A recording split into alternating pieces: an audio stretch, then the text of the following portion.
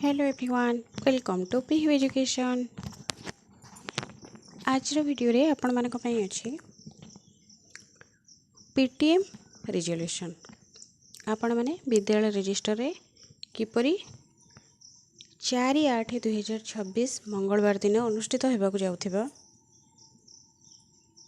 PTM रो resolution किपरि लिखिबे सेही topic को नहीं आज वीडियो चलंतु डेरी न करी वीडियो स्टार्ट करिबा।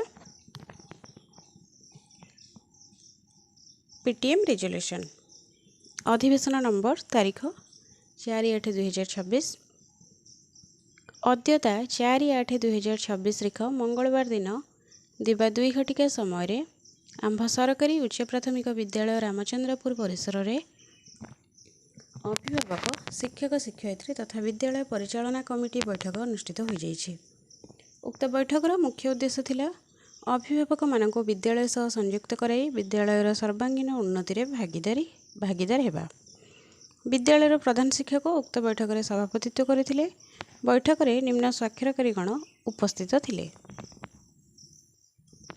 उल्लेख थाउ कि ओडिशा विद्यालय शिक्षा कार्यक्रम प्राधिकरण ओसेपा भुवनेश्वर परिपत्र संख्या 8480 तारीख 1/8/2026 अनुଯାयी चलित शिक्षा वर्ष 2026-27 पई 4/8/2026 तारीख मंगलवार दिन सारा राज्य रे विद्यालय गुड़िक अभिभावक शिक्षक शिक्षयित्री बैठक अनुष्ठित हेबो। एणु आम विद्यालय रे मध्य एही बैठक अत्यंत उत्साहर सह अनुष्ठित हो जाइछि। बैठक रे निम्न आलोचना मान करा जायतिला। बैठकर प्रारंभ रे विद्यालयर प्रधान शिक्षक समस्त को स्वागत जणाई आजिर बैठकर कार्यसूची संपर्क में सूचना प्रदान करी आलोचना हेबाकु थिबा विषय वस्तु गुड़िक विषय रे सूचना प्रदान करथिले।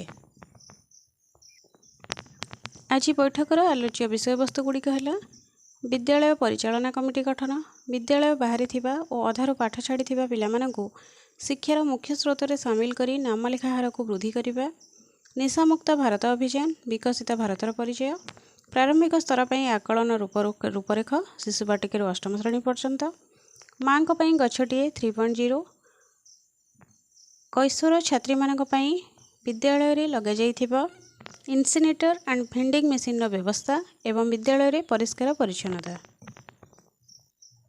स्वच्छता पक्ष पालन 2026, घरे घरे तिरंगा 2026 कार्यक्रम, सुरभि 2026, डिजिटल दुनिया रे आम पिलांक सुरक्षा, अभिभावक मानकर भूमिका, बढ़ती मार्गदर्शन और भविष्यत योजना रे पितामातांक भूमिका, समग्र शिक्षा योजना रे भिन्नक्षम शिक्षार्थी मानक निमंते प्रदान करा जाउथिबा विभिन्न सुविधा सुयोग और भिन्नक्षम शिक्षार्थी अभिभावक और शिक्षक मानकर दायित्व, अभिभावक मानक ठारू विद्यालय शिक्षार सर्वांगीन उन्नति निमंते गठनमूलक प्रस्ताव एवं शेष रे धन्यवाद अर्पण। बैठकर प्रारंभ में विद्यालय प्रधान शिक्षक समस्त को स्वागत जणाई आज बैठकर कार्यसूची संपर्क में अवगत कराइथिले। विद्यालय स्तर में विद्यालय परिचालना कमिटी गठन करा जाइछि। उक्त कमिटी विद्यालय रे छात्र छात्री मानक गुणात्मक शिक्षा प्रदान, विद्यालय भित्तिभूमि और सर्वोपरि सामग्रिक विकास रे सहायक होबे और सेमानकर सहयोग जारी रखिबे बोली कमिटीर सदस्य मानक अनुरोध करा जाइथिला। विद्यालय बाहरी थिबा और अधारू पाठ छाड़ी थिबा पिलामानंकु शिक्षार मुख्य स्रोत रे शामिल करी नाम लेखा हार वृद्धि करबा पई समस्ते चेष्टा करबा उचित ए विषय रे पितामाता मानंकु सचेतन करा जाइथिला। अभिभावक मानंकु एसआईओएस एनआईओएस शिक्षानुष्ठान विषय रे सचेतन करा जाइथिला एवं आसो स्कूल जीवा कार्यक्रम विषय रे मध्य आलोचना करा जाइथिला। केंद्र सरकारଙ୍କର गृह व्यापार और विद्यालय शिक्षा और साक्षरता विभाग नवा दिल्ली ठारू प्राप्त युग्म निर्देशनामा अनुଯାयी भारत को निशामुक्त करने एक 3 वर्षीय कार्यक्रम करने को योजना कर मूल लक्ष्य है भारत को निशामुक्त करने। यही कार्यक्रम अधीन विद्यालय 500 मीटर व्यवधान मध्य विद्यालय को निशामुक्त अंचल भाव घोषणा कर निशामुक्त भारत अभियान को सफल करने समस्तଙ୍କର सम्मिलित उद्यम एकांत आवश्यक। ए विषय उपस्थित अभिभावक मानक सचेतन करा जायतिला। तत्परे शिशु बाटिका अष्टम श्रेणी पर्यंत श्रेणी पर आकलन बा आसेसमेंट रूपरेख विषय विस्तृत आलोचना करा जायतिला। प्रत्येक शिक्षार्थी प्रगति नियमित भाव में तदारख करने वर्ष को 4 थर सामाजिक और आवेगिक विकास आकलन करा ଏହାକୁ ପର୍ଯ୍ୟବେକ୍ଷଣ ଆଲୋଚନା ମାଧ୍ୟମରେ ଆକଳନ କରାଯାଇ ସାମଗ୍ରିକ ପ୍ରଗତିପତ୍ରରେ ଲିପିବଦ୍ଧ କରାଯିବ।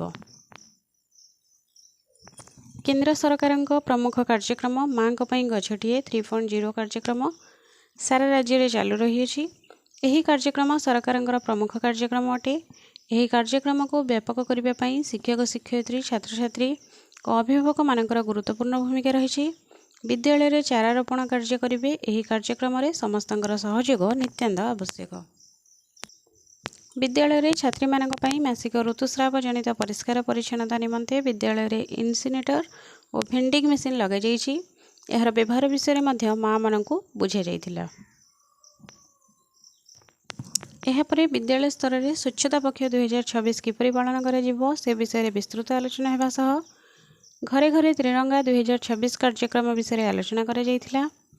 ଘରେ ଘରେ ତ୍ରିରଙ୍ଗା କାର୍ଯ୍ୟକ୍ରମ 9/8/26ରୁ ଆରମ୍ଭ ହୋଇ 17/8/26 ତାରିଖ ପର୍ଯ୍ୟନ୍ତ ପାଳନ କରାଯିବ ଏବଂ ସୁରଭି 2026 ବିଷୟରେ ଆଲୋଚନା କରାଯାଇଥିଲା। ଉକ୍ତ ସମସ୍ତ କାର୍ଯ୍ୟକ୍ରମରେ ସମସ୍ତ ପିତାମାତା ପୂର୍ଣ୍ଣ ସହଯୋଗ କରିବେ ବୋଲି ମତବ୍ୟକ୍ତ କରିଥିଲେ। ତତ୍ପରେ ଡିଜିଟାଲ ଦୁନିଆରେ ଆମ ପିଲାଙ୍କ ସୁରକ୍ଷା କାର୍ଯ୍ୟକ୍ରମରେ ପିତାମାତାଙ୍କ ଭୂମିକା ବିଷୟରେ ଆଲୋଚନା କରାଯାଇଥିଲା। ପିଲାଙ୍କ ସୁରକ୍ଷା ପାଇଁ ଅଭିଭାବକମାନେ କ'ଣ କରିବେ ସେ ବିଷୟରେ ବିସ୍ତୃତ ଆଲୋଚନା କରାଯାଇଥିଲା। ବୃତ୍ତି ମାର୍ଗଦର୍ଶନ ଓ ଭବିଷ୍ୟତ ଯୋଜନାରେ ପିତାମାତାଙ୍କ ଭୂମିକା ବିଷୟରେ ଆଲୋଚନା କରାଯାଇଥିଲା ଏବଂ ସମଗ୍ର ଶିକ୍ଷା ଯୋଜନାରେ ଭିନ୍ନକ୍ଷମ ଶିକ୍ଷାର୍ଥୀମାନଙ୍କ ନିମନ୍ତେ ପ୍ରଦାନ କରାଯାଉଥିବା ବିଭିନ୍ନ ସୁବିଧା ସୁଯୋଗ ଓ ଭିନ୍ନକ୍ଷମ ଶିକ୍ଷାର୍ଥୀମାନଙ୍କର ଅଭିଭାବକ ଓ ଶିକ୍ଷକମାନଙ୍କର ଦାୟିତ୍ୱ ସମ୍ପର୍କରେ ମଧ୍ୟ ଆଲୋଚନା କରାଯାଇଥିଲା। ଉପରୋକ୍ତ ସମସ୍ତ ଆଲୋଚନା ପରେ ଅଭିଭାବକମାନଙ୍କଠାରୁ ବିଦ୍ୟାଳୟ ଶିକ୍ଷାର ସର୍ବାଙ୍ଗୀନ ଉନ୍ନତି ନିମନ୍ତେ ଗଠନମୂଳକ ପ୍ରସ୍ତାବ ମଧ୍ୟ ଗ୍ରହଣ କରାଯାଇଥିଲା। ଶିକ୍ଷା କ୍ଷେତ୍ରରେ ବୈପ୍ଳବିକ ପରିବର୍ତ୍ତନ ପାଇଁ ଏ ପ୍ରକାର ବୈଠକ ବିଦ୍ୟାଳୟରେ ଅନୁଷ୍ଠିତ ହେବା ସରକାରଙ୍କର ଏକ ଅଭିନବ ତଥା ପ୍ରଶଂସନୀୟ ଉଦ୍ୟମ ଅଟେ ବୋଲି ସମସ୍ତ ସଦସ୍ୟ ମତବ୍ୟକ୍ତ କରିବା ସହ ବିଦ୍ୟାଳୟର ସମସ୍ତ କାର୍ଯ୍ୟ ପ୍ରତି ସନ୍ତୋଷଜନକ ମତ ପ୍ରକାଶ କରିଥିଲେ ଏବଂ ସମସ୍ତ କାର୍ଯ୍ୟରେ ପୂର୍ଣ୍ଣ ସହଯୋଗ କରିବେ ବୋଲି ମତବ୍ୟକ୍ତ କରିଥିଲେ। ଶେଷରେ ସମସ୍ତଙ୍କୁ ଧନ୍ୟବାଦ ଅର୍ପଣ ପୂର୍ବକ ସଭା କାର୍ଯ୍ୟ ସାଙ୍ଗ କରାଗଲା। ଶେଷରେ ପ୍ରଧାନ ଶିକ୍ଷକଙ୍କ ସ୍ୱାକ୍ଷର ଏବଂ ଉପସ୍ଥିତ ଅଭିଭାବକମାନଙ୍କର ସ୍ୱାକ୍ଷର ରହିବ। ଏ ଥିଲା PTMର ରିଜଲ୍ୟୁସନ୍। ଆଶା କରୁଛି ଭିଡ଼ିଓଟି ଆପଣମାନଙ୍କ କାମରେ ନିଶ୍ଚୟ ଲାଗିବ। ଯଦି ଭିଡ଼ିଓଟି ଭଲ ଲାଗିଥାଏ ତେବେ ଲାଇକ୍ କରିବେ, ସେୟାର କରିବେ, କମେଣ୍ଟ କରିବେ ଏବଂ ଆମ ଚ୍ୟାନେଲକୁ ସବସ୍କ୍ରାଇବ୍ କରିବେ। Thank you.